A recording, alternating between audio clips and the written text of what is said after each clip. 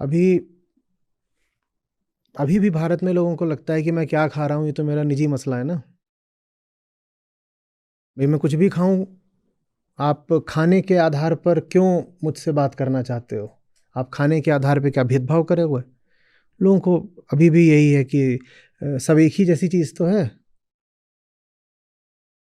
शाक सब्जी खा ली या मांस मटन खा लिया, सब एक ही बात है। उनको अभी पता ही नहीं है कि अगर अभी आप गूगल करो, करके देखो कि दुनिया के सामने इस वक्त बड़ी से बड़ी समस्या क्या है, कैटास्ट्रॉफिक चैलेंज क्या है। ये गूगल भी कर सकते हो या अपने एआई वगैरह से पूछ लो। किस एआई से पूछोगे? चैट जीपीटी से, और एक आध से पूछ लो। और कौन से हैं? परप्लेक्सिटी से पूछ लो। सब लोग अभी ये प्रयोग करके देख लो, इनसे पूछ लो कि इस समय पृथ्वी के सामने सबसे बड़ी क्राइसिस कौन सी है। गूगल से भी पूछ लो, और जितने तरीके के तुम्हारे पास एआई रिसोर्सेज हैं उनसे भी पूछ लो। वो सब के सब सिर्फ एक बात बोलेंगे, क्लाइमेट क्राइसिस, क्लाइमेट क्राइसिस। लेकिन भारत में ये बात ना पॉलिटिशियंस को समझ में आ रही है और पब्लिक को तो समझनी ही नहीं है। भारत में क्लाइमेट कैटास्ट्रॉफी को लेकर के इतनी पुअर अवेयरनेस है कि हम कुछ नहीं जानते। और जबकि क्लाइमेट क्राइसिस का सबसे बड़ा असर जिन देशों पे पड़ेगा, सबसे बड़ा सबसे बुरा, उनमें भारत है। हम बर्बाद होने वाले हैं। लेकिन हमें ये बात समझ में नहीं आ रही है। और हमें ये नहीं समझ में आ रहा कि क्लाइमेट चेंज जिन ग्रीन हाउस गैसेस से होता है, उनके एमिशन का दूसरा सबसे बड़ा कारण फूड चॉइसेस हैं। पहला जो सबसे बड़ा कारण है वो तो एनर्जी है, फॉसिल फ्यूल। और उसके ठीक बाद जो आता है वो है फूड। फूड जिसमें खासकर तुम्हारा मांसाहार और डेयरी। ये लोगों को पता ही नहीं है। लोगों को नहीं पता कि पृथ्वी को इस वक्त जो चीज़ बर्बाद कर रही है उसका नाम है मांसाहार। क्लाइमेट चेंज की बात आती है तो लोग इतना तो फिर भी बोल लेते हैं, जो थोड़े पढ़े लिखे लोग हैं, कि हाँ हाँ गाड़ी में ईंधन जलता है तो उससे क्लाइमेट चेंज होता है। इतना तो फिर भी थोड़ा। लेकिन ये बहुत कम लोगों को पता है कि जो सेकंड मोस्ट इम्पॉर्टेंट रीज़न है वो है कि आप अपनी प्लेट पे क्या रखा हुआ है। आप जो खा रहे हो उसी से ही पृथ्वी बर्बाद हो रही है। और इतनी बर्बाद हो रही है कि हमारे पास शायद अब 10-20 साल भी नहीं बचे हैं एक सामान्य जीवन जीने के। आप अगर यूएन से पूछोगे या बड़े साइंटिस्ट से पूछोगे तो वो कहते हैं कि शायद अब आखिरी 2 साल हैं जिसमें आप कुछ कर भी सकते हो इस क्राइसिस को मिटिगेट करने के लिए। उसको अब आप रिवर्स नहीं कर सकते, पर जहाँ है वहाँ भी रोकने के लिए बस 2 ही साल बचे हैं। और कुछ कहते हैं कि वो 2 साल भी अब नहीं बचे हैं। आपने ऑलरेडी जो पॉइंट ऑफ नो रिटर्न है वो क्रॉस कर दिया है। और अब आप जो है कैटास्ट्रॉफिक फीडबैक साइकिल के लूप में प्रवेश कर चुके हो, जिसमें अब कोई रिवर्सिबिलिटी नहीं है। जहां पर अब तापमान सिर्फ इसलिए बढ़ेगा क्योंकि तापमान बढ़ा हुआ है, और बढ़ेगा क्योंकि बढ़ा हुआ है, और बढ़ेगा तो फिर और बढ़ेगा, और बढ़ेगा तो और बढ़ेगा। आप इस तरह के एक स्पाइरल में एंटर कर चुके हो। पर ये बात हमें पता भी नहीं है, और हमारे पॉलिटिशियंस शायद जानते नहीं, जानते भी हैं तो हमें बताना नहीं चाहते, क्योंकि बताने में उनका कोई हित नहीं है। लोग कहते हैं पेड़ लगाएंगे, पेड़ लगाएंगे। जब भी भारत में बात करो क्लाइमेट क्राइसिस की तो लोगों को 2 बातें समझ में आती हैं। एक तो ये कि एसी मत चलाओ, दूसरा हम पेड़ लगा देंगे। तुम्हारे एक पेड़ लगाने से क्या होगा? तुम्हें कुछ पता भी है? तुम एक पेड़ लगाओगे वो 10-20 साल में बड़ा होगा। दुनिया में सबसे ज़्यादा जंगल के जंगल, पेड़ की बात करो ना, जंगल के जंगल किस लिए काटे जाते हैं? वो काटे जाते हैं खेती के लिए। और दुनिया की 75-80% जो खेती होती है वो मनुष्य के लिए अनाज उगाने को नहीं होती। वो गाय भैंस और भेड़ और बकरी और मुर्गा, इनको दाना उगाने के लिए होती है। अब बहुत लोग ये सुन के सन्न रह जाएंगे, कहेंगे ऐसा थोड़ी हो सकता है, ऐसा थोड़ी हो सकता है। कि भारत में तो नहीं होता, कम से कम ऐसा भारत में भी बिल्कुल वही आंकड़ा है। दुनिया की 3/4 से ज्यादा खेती मांसाहारियों के लिए हो रही है। अब मांसाहारी कहते हैं हमने तो मांस खाया, नहीं तुमने मांस नहीं खाया।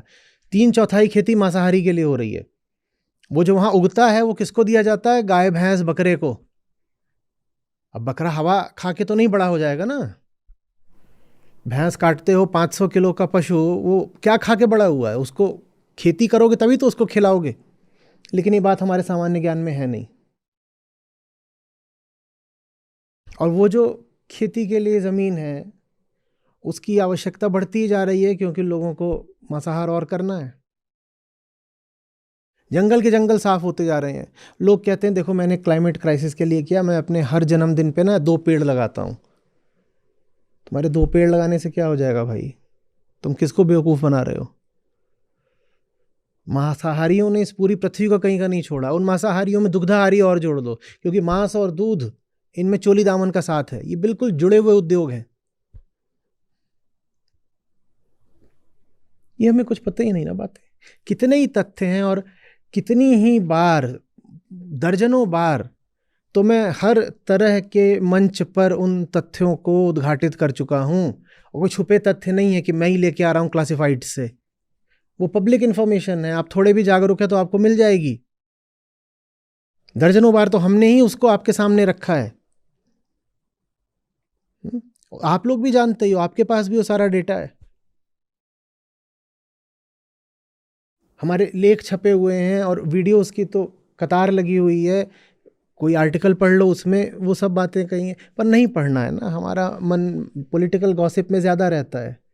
कोई आपके सामने साइंटिफिक बात रखी जाए, कोई ऐसी बात रखी जाए जिससे आपका और आपके बच्चों का भविष्य निर्धारित होना है, तो वो बात आप नहीं पढ़ना चाहते हो। बात आगे बढ़ती है ना, जब जंगल कट रहे हैं। आपको पता है प्रतिदिन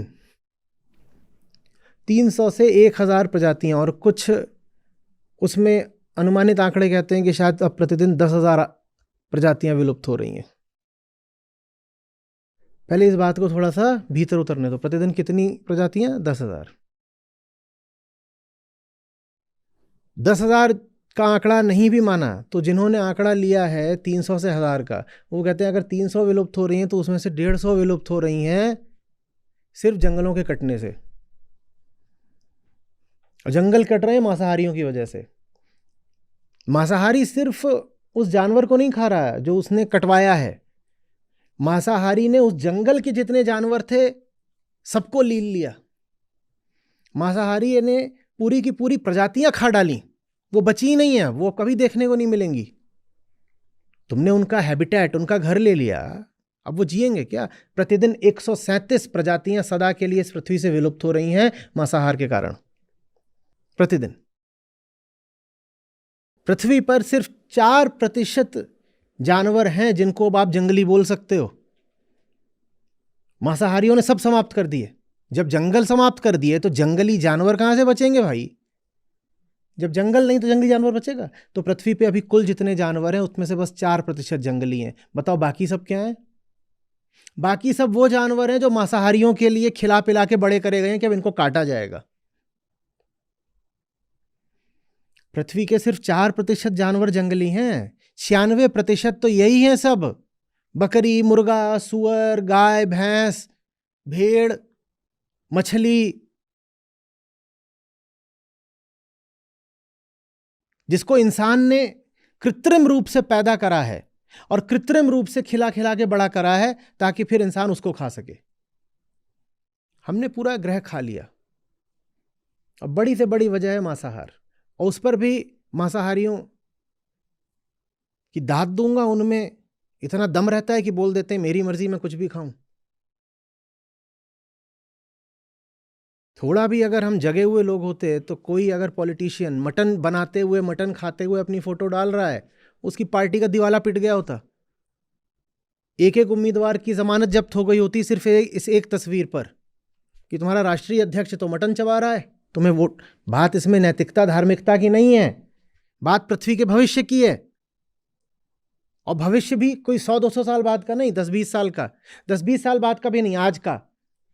पिछले साल के 365 दिनों में लगभग 350 दिनों में भारत में ही कोई ना कोई एक्सट्रीम वेदर इवेंट हुआ है।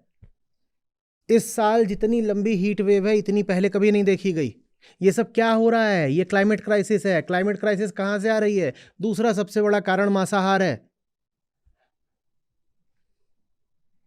तो ये बात भविष्य की भी नहीं है, बात आज की है। और मैं कितने आंकड़े दूं, हर दिशा से आंकड़े। आप जीडीपी को क्या नुकसान हुआ आप वो निकाल सकते हो, गरीबों की कितनी दुर्गति हुई आप वहां से वो निकाल सकते हो, आप हर दिशा से आंकड़े ला सकते हो। इस पे तो इतना विस्तृत ये क्षेत्र है कि इसमें बहुत लिटरेचर उपलब्ध है। हम जितना पढ़ो उतना कम है, लेकिन एक एक लेख, एक एक शोध चिल्ला चिल्ला के यही कह रहा है, मांसाहार एकदम अभी शून्य कर दो अगर पृथ्वी बचानी है तो। धन्य है भारत की अभी यहाँ पर ये सब चल रहा है। अभी हम इसमें वो मुद्दे तो ला ही नहीं रहे हैं कि पशु हिंसा, पशु क्रूरता, एनिमल वेलफेयर, एनिमल राइट्स, वो सब तो अभी बहुत दूर की बातें हैं। एनिमल राइट्स तो ठीक है, इसमें तो ह्यूमन राइट्स का भी बहुत तगड़ा वायलेशन है। जब आप मांसाहार करते हो आप इस पृथ्वी पर गरीबी बढ़ाते हो, आप खासकर उनके प्रति अत्याचार करते हो जो सबसे ज़्यादा गरीब है, क्योंकि क्लाइमेट क्राइसिस से सबसे ज़्यादा मरने कौन वाले हैं? जो गरीब हैं।